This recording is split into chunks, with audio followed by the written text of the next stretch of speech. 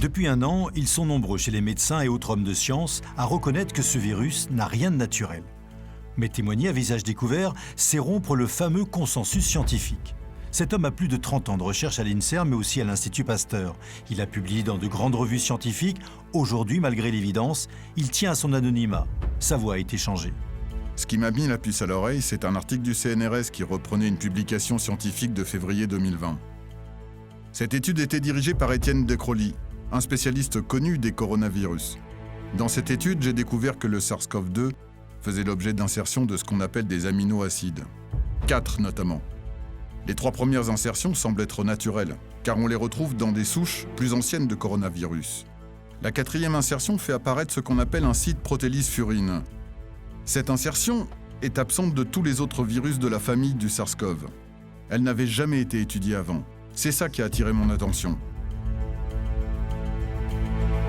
J'ai donc remonté la chronologie des publications qui parlaient de l'origine du SARS-CoV-2.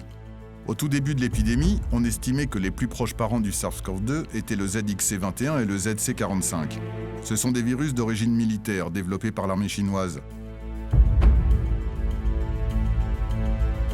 Mais le 20 janvier 2020, Zheng Liqi, une virologue de l'Institut de Wuhan, publie dans Nature une étude sur 675 séquences montrant que le SARS-CoV-2 serait en fait descendant du RATG13. Mais le RATG13, on ne sait pas d'où il vient, quoi. Le RATG13 aurait été isolé par Zheng Liqi à partir d'une chauve-souris. Ce serait donc un virus d'origine naturelle. Mais c'est elle qui l'a isolé. Elle ne nous dit pas d'où vient ce virus, qu'elle prétend avoir isolé. On n'a aucune information, et ce qui est d'ailleurs inhabituel pour une scientifique. Et quelque temps plus tard, une autre virologue chinoise, Li Mengyan, va contredire Zheng Liqi dans un rapport dans lequel elle explique très clairement comment fabriquer génétiquement le SARS-CoV-2 à partir des fameux virus militaires cités précédemment, ZXC21 et ZC45. Dans les médias, elle sera décriée non pas pour ses travaux scientifiques, mais simplement parce que ce serait une proche de Trump.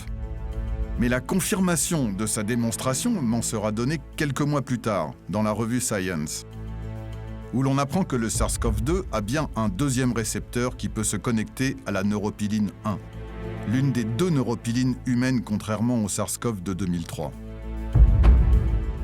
Et c'est justement ce 2e récepteur qui fait que la contagiosité a été décuplée de près de 10 000 fois par rapport au premier SARS-CoV.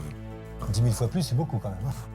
Bah oui, de 8 000 à 80 millions, ça fait bien 10 000.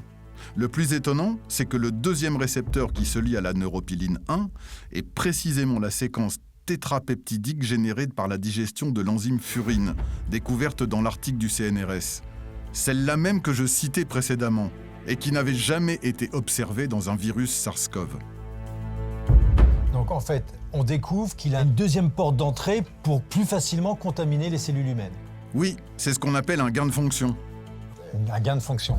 Je me suis donc repenché sur la publication de Zheng Liqi dans Nature, et j'ai découvert que son étude s'arrêtait à la séquence 675. Alors que justement, l'insertion des 4 aminoacides qui décuplent la contagion se trouve précisément à la séquence 680, comme le montre ce tableau publié dans Cells. C'est-à-dire que là, elle s'arrête à la séquence 675, et on va découvrir qu'à la séquence 680, il y a cette fameuse insertion d'un gain de fonction qui aurait dû normalement l'interpeller. C'est bien ça?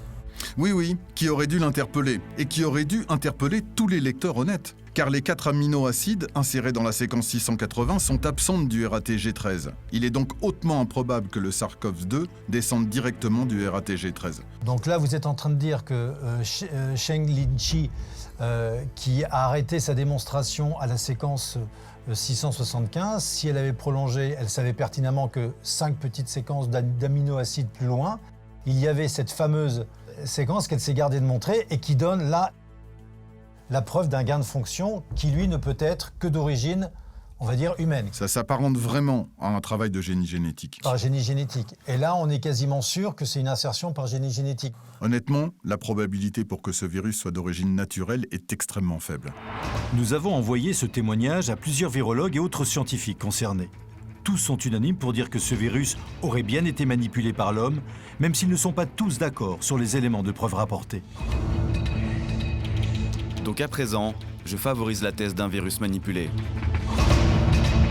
C'est comme si un policier cherchant à résoudre un crime ne voyait pas le couteau ensanglanté à côté de la victime. La question qui s'impose, c'est pourquoi le labo de Wuhan a-t-il lancé ce projet? Et quel but est recherché par le virus recombinant?